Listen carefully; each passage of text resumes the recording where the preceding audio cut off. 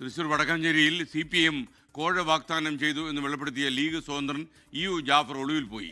Block panchayat president തെരഞ്ഞെടുപ്പിന് ശേഷം ജാഫറിനെ കുറിച്ച് ഒരു വിവരവുമില്ലെന്നാണ് നാട്ടുകാരും വീട്ടുകാരും പറയുന്നത്. സൂര്യ സജി തയ്യാറാക്കിയ റിപ്പോർട്ട്.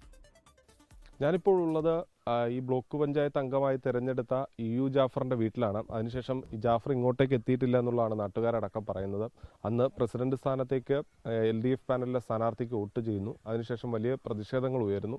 പക്ഷേ ഈ വീട്ടിലേക്ക് എത്തിയിട്ടില്ല. ഈ വീട്ടിലേക്കടക്കം കഴിഞ്ഞ ദിവസം കോൺഗ്രസിന്റെ നേതൃത്വത്തിൽ വലിയ മാർച്ചടക്കം ഉണ്ടായിരുന്നു. ഈ പ്രതിഷേധങ്ങളെല്ലാം തുടരെ ഉണ്ടായ പശ്ചാത്തലത്തിൽ ജാഫർ ഇവിടെ നിന്ന് മാറി നിൽക്കുകയാണ് എന്നുള്ളതായിരുന്നു അറിയിച്ചിരുന്നത്. പക്ഷേ അതിനിടയിൽ കഴിഞ്ഞ ദിവസം അദ്ദേഹം അവിടെ എത്തുകയും ബ്ലോക്ക് പഞ്ചായത്ത് ഓഫീസിലെത്തി രാജിവെക്കുകയും മാധ്യമപ്രവർത്തകരോട് സംസാരിക്കുകയൊക്കെ ചെയ്തു.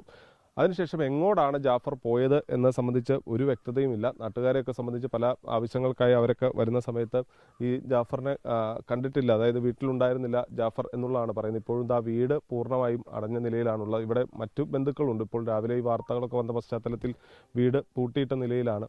ചേട്ടാ, കഴിഞ്ഞ ദിവസം ഏതെങ്കിലും സാഹചര്യത്തിൽ ഇവരെ ബന്ധപ്പെട്ടിരുന്നോ ജാഫറിനെ? അതിനെക്കുറിച്ച് നമുക്കറിയില്ല. നമ്മൾ കാര്യത്തിനും പഞ്ചായത്തിൻ്റെ ലീവിലായാലും ഇവിടെ നാട്ടിലായാലും വീടിൻ്റെ ആവശ്യത്തിനായാലും പിന്നെ വഴിയുടെ ആവശ്യത്തിനായാലും നമ്മൾക്കൊരു ആനുകൂല്യം കിട്ടാറില്ല.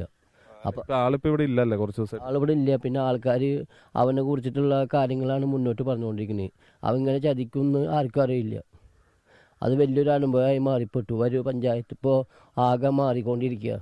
അപ്പം ഇങ്ങനെ പെട്ടെന്ന് ഇയാൾ ഇങ്ങനെ മാറി വോട്ട് ചെയ്യും എന്ന് വിചാരിച്ചില്ല.